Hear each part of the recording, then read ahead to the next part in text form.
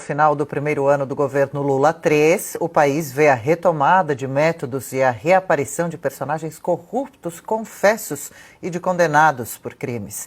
Os irmãos Joesley e Wesley Batista retornam ao poder, obtendo decisões judiciais favoráveis e até frequentando eventos com forte presença de ministros de cortes superiores. José Seripieri Filho, ex-Qualicorp, também com passagem pela prisão, é outro retorno significativo.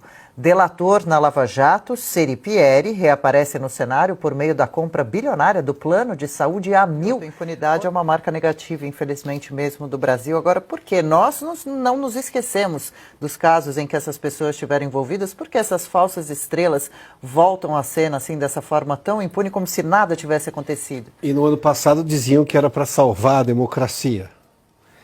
Essa democracia que, digamos, regenerou num canetaço figuras com passagem pela Polícia Federal. Você se lembra lá do japonês da Federal, bateram na porta de uma série de corruptos ou acusados de corrupção. Gente que esteve envolvida nos maiores escândalos de corrupção do país, com julgamento em alguns dos casos em primeira instância, segunda instância e terceira instância. Aí, de repente, vem a decisão do CEP, do ministro Fachin. Ah, não, os casos da Lava Jato não poderiam ser julgados em Curitiba. Contrariando um entendimento do próprio Supremo, à época foi dito isso com muita frequência. Depois, bom, aí levantou-se suspeição sobre tudo.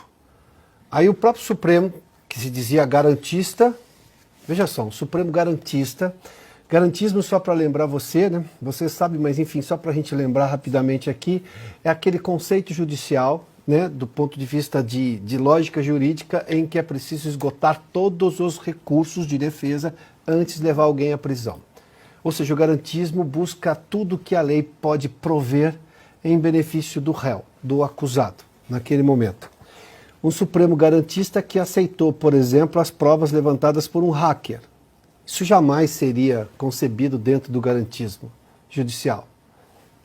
Curiosamente, naquele momento, o Supremo aceitou. Aí veio a onda de suspeição do juiz Sérgio Moro, primeiramente. Tá, mas as decisões do Sérgio Moro, por exemplo, ou mesmo de outros juízes que assumiram ali a Vara Federal de Curitiba, da Justiça Federal de Curitiba, os casos depois tinham que passar pela segunda instância, em Porto Alegre, da Justiça Federal. Aí já sairiam 3 juízes. Bom, 3 juízes confirmaram a sentença em vários casos. Ah, mas teve também a Lava Jato do Rio de Janeiro, a Lava Jato de Brasília, a Lava Jato de São Paulo, que também é por uma série de casos. De repente, tudo aquilo deixou de ser sequer fato. Passou a ser, não, isso não pode ter existido. Não, existiu. A Petrobras teve dinheiro desviado, teve casos de corrupção. A Petrobras assumiu, para evitar um processo nos Estados Unidos, assumiu a culpa e propôs um acordo. Nós temos casos, por exemplo, inclusive, envolvendo aí os irmãos da JBS, da JIF, né, que é a holding, em que assumiram, por exemplo, nos Estados Unidos, uma série de problemas também da justiça americana. Aqui não. De repente, tudo muda. Ou seja, isso tudo foi em nome de salvar a democracia. Desculpa o riso, mas que democracia que estava em risco até o ano passado? Que afronta democrática você tinha? Você estava com medo, por exemplo, antes, obviamente, da atuação do TSE, de perder a sua liberdade? Você estava com medo? Pelo governo federal, não.